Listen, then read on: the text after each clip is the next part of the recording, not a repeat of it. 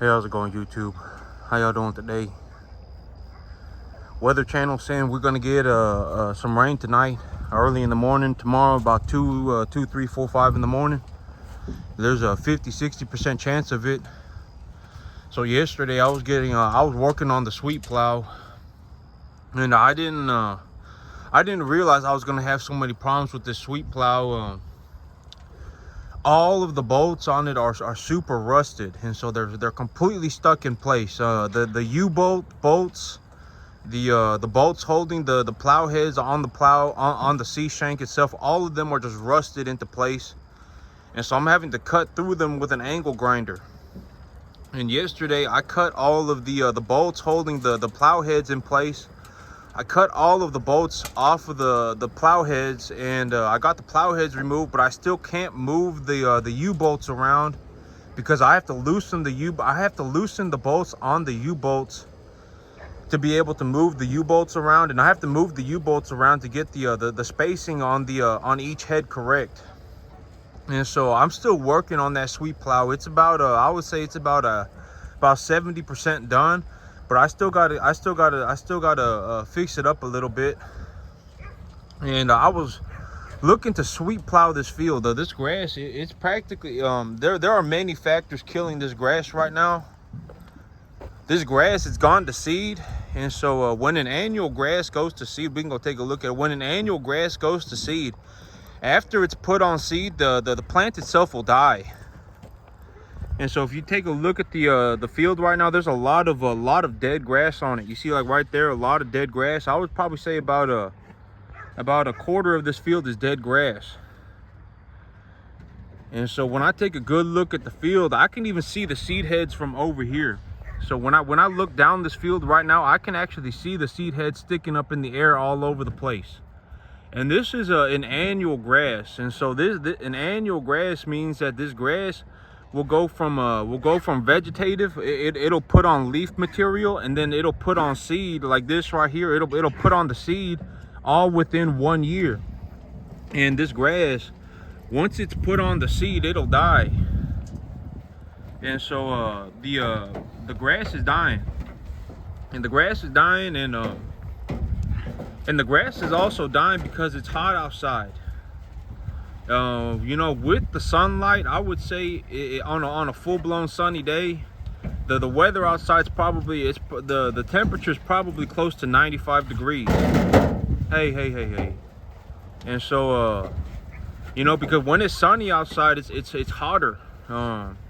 Like if I were to be standing outside when it's super sunny, it would feel real hot on my skin. And so the plant material is like my skin. The plant is getting real hot when it's real sunny outside. And so the air temperature may be 85 or whatever, or 90, but the plant itself is very hot, and so the plant material is dying. And I was hoping, well, I ain't gonna be hoping. I'm gonna push a little bit harder, and I'm gonna get that sweep plow ready. I'm gonna get that sweep plow ready, and I'm gonna sweep plow this field, because I really don't want to hit this field with a moldboard plow. If I moldboard plow this thing and I plow this thing up like 10 inches into the soil, and I really rip the soil up, it's going to dry up the soil real bad. If I sweep plow this thing, you know, I can drop that sweep plow just about 2 inches under the crown of the plant. So I can literally just about I can plow about 2 inches into the soil if I feel like it, 3 inches into the soil if I feel like it. And plowing 3 inches into the soil will be just enough to cut the roots out from underneath the plant.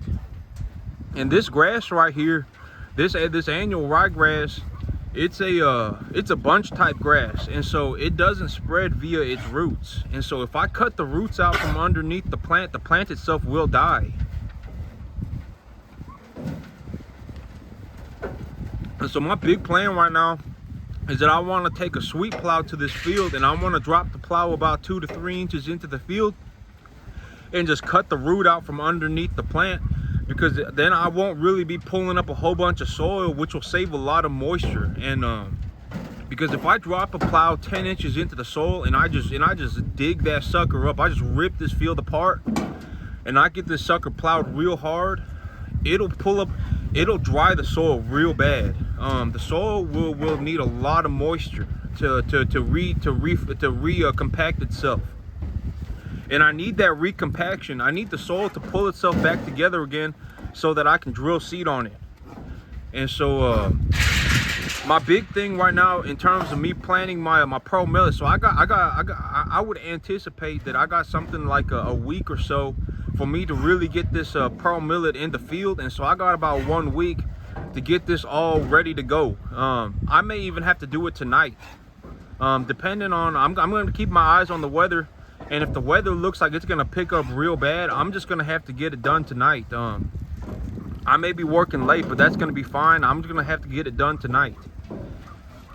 And so I may have to do this today. And so I was really looking at this and looking at what I'm going to do. And because when I look at my grass right now, about 30% of it's already dead. Here in about 2 weeks, probably about half of it's going to be dead because it's going to get hotter and the grass is going to continue to go to seed. And so this grass, I mean, it's pretty much a zero feed value. The feed value on this grass is dropping very quickly. And so I got to get it plowed under. And then when I get this grass plowed under, I also got to start cutting the sorghum Sudan up front to feed these animals. And I got to make sure that the sorghum Sudan up front isn't too high in protein. And that sorghum Sudan grass up front is doing real good. Yesterday I took a look at the leaf width, because my whole thing was, I think that the sorghum Sudan grass right now, it's not growing vertically very fast, but it's putting on a lot of biomass. And so yesterday I walked around and I just took a look at the leaf width of the sorghum Sudan grass, and the sorghum Sudan grass has about doubled its leaf width. And so it's gone from about 1.5 to 1 to 1.5 inch leaf width up to about 2 and 2.5 inch leaf width. And so the leaves on the plant are getting much wider, even though the plant is not growing vertically. So I know that the biomass of the sorghum Sudan grass is increasing exponentially every day. And so my thing about the sorghum Sudan grass right now is that if I'm going to feed them the sorghum Sudan grass, I need to make sure that the protein concentration on that sorghum Sudan grass is correct before I feed it to them. Because if I feed it to them and then it gets to 90 degrees outside, these animals are going to bloat. And if I'm at work and these animals are bloating, they could fall over and die when it's hot outside. And so everything is about coming together right now. You know, like I'm doing this, that, but then there's like that one moment where everything comes together, and that's right now. I'm gonna need to get this field plowed up. I don't want to plow this field real hard, because if I plow this field real hard right now, at the end of May, I may not get enough rain to recompact it in a timely fashion for me to drill seed on top of it. So my plan is to plow it about 2 to 3 inches deep with a sweep plow. But my sweep plow, I need to get those U-bolts moved. I need to get the bolts loosened or cut off the U-bolts, and I need to get in new U-bolts, and I need to get those plow heads separated correctly so that I can sweep plow this thing. And I don't want to spray glyphosate on this, because if I spray glyphosate on this, the cattle are going to go around and they're still going to eat it. They're still going to eat the grass even though it's dying from the glyphosate, and I don't want them eating a whole bunch of herbicide. I don't feel like that's a good thing to do. And so I don't want them eating a whole bunch of herbicide, so I'm not going to glyphosate it. But if I'm not going to glyphosate it, that means I need to plow it. And so if I'm going to plow it, I need to make sure my plow is ready. And so I'm gonna get back home from work at about maybe about 6 or 6:30 tonight, and then I need to get that plow situated, and then I need to get this sucker plowed up. And this field, if I don't get it plowed up, well, I mean, you know, even if this field gets rain on it, it's not going to improve the quality of the grass very much, because one of the major factors killing this grass right now is that it's going to seed. The grass is going to seed, and so it's starting to die. And so getting rain on it, it ain't gonna improve the quality of the grass very much. If anything, it's gonna make the grass go to seed faster. And so I need to get this field. I need to get this field done, like soon, like today. And so this grass is pretty much done. I mean, it's the end of May, and so and I planted this grass back in October, and so it's practically it's done. This grass needs to go, and so I need to get this grass plowed under. And I've got the fertilizer schedule ready too. The fertilizer that I'm looking to put on this soil. And so I keep good records of the fertilizer that I put on the soil, as well as the interaction of the fertilizer between the plant as well as the cattle.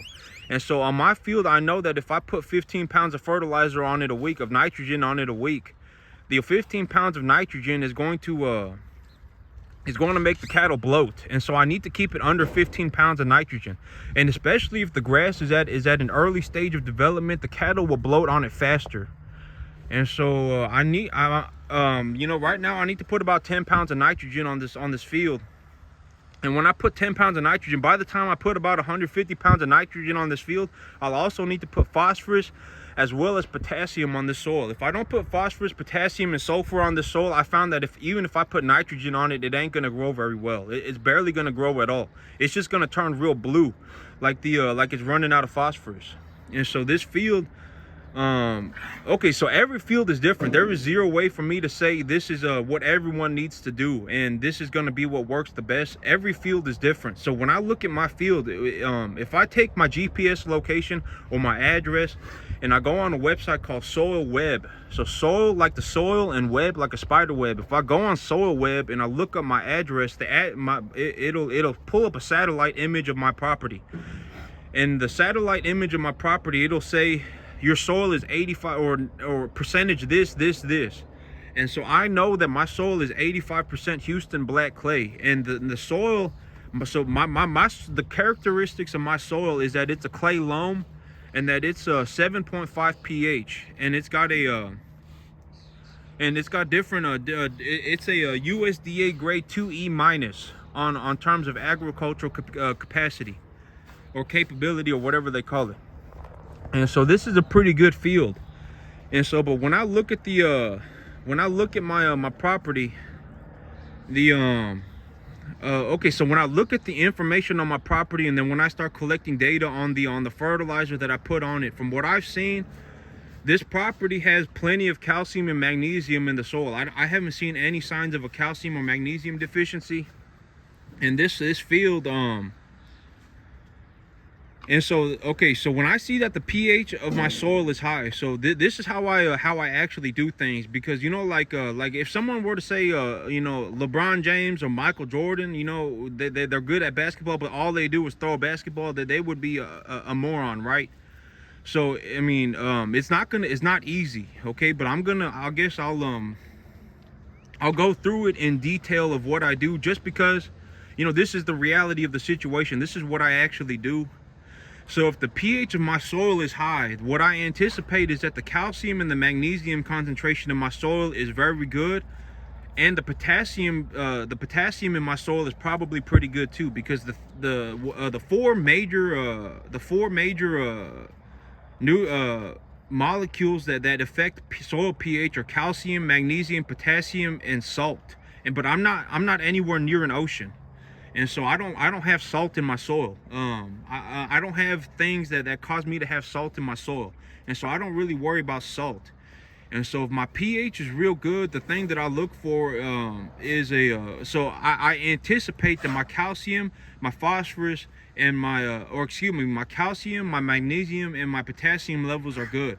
But I also anticipate that I'm gonna have sulfur issues, because sulfur, well, I just anticipate that I'm going to have sulfur issues, because if I put sulfur on the soil, it'll drop my pH. I don't know if that's actually correct, but all of this stuff, like this stuff, I taught myself how to do it. And so I don't know if this is like 100% completely correct, but it's what works for me, right? Because none of this stuff, like I didn't get taught any of this. I learned how to do all this on my own.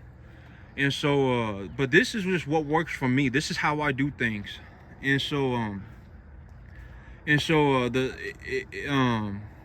okay, so when I look at my soil data, and it says phosphorus, and it said my pH is so that's what I do when the pH is high.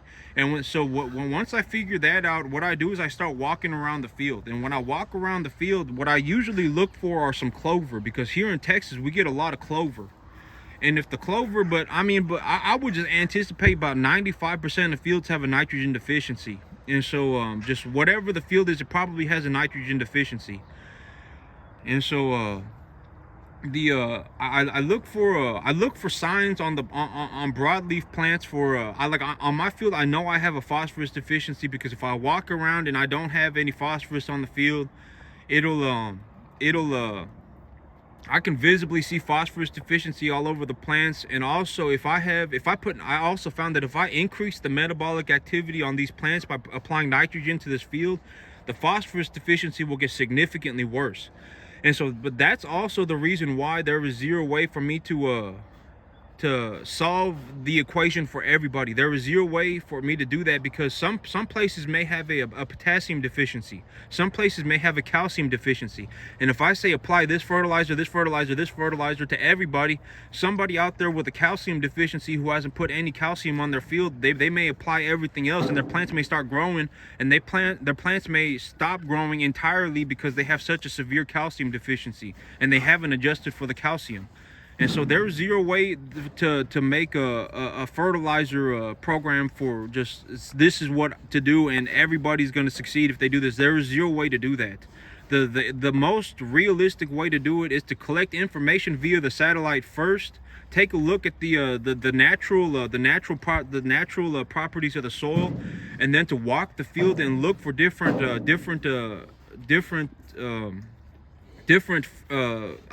fertilizer deficiencies, mineral deficiencies in the soil, and to walk the field. And then once I walk the field, the thing to do is to make a fertilizer schedule and to apply the fertilizer on the field, and then keep an eye on the results for the results of the desired results.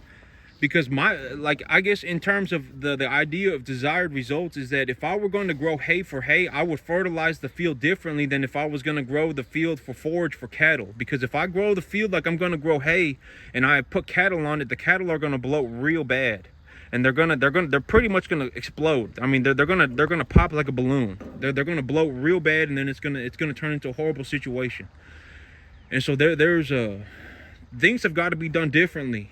Things have got to be accounted for, and there's a lot that goes on. It's not just like I walk into a field and then I fiddle fart around and I get to make money. That's not how it works. There's a lot that goes on, and there's a lot that needs to be accounted for, and it needs to be done very meticulously and very diligently to succeed. Because I think they say like 1% of the population makes all of the money, or in anything, like even in basketball or in baseball or in football, like 0.1% of the players make all of the money. And and being good is not enough. Like, if I took a college level player and I took them into the pros, they would look like something was wrong with them. Like, the pros would run all over them. You know what I'm saying? It wouldn't even be close. And so, like, if I took like a high school athlete and put him into playing with college players, the high school athlete would get destroyed. If I put a college level player in with the pros, the college level player would get destroyed. They would literally look like something was wrong with them. And so, to get to that level where it's extremely competitive and people are doing very well, it's very difficult, like immensely difficult. And so, there's a lot that goes on with it. And when I start planting this pearl millet, I'll keep I guess I'll go through it in more detail, because as I go through things,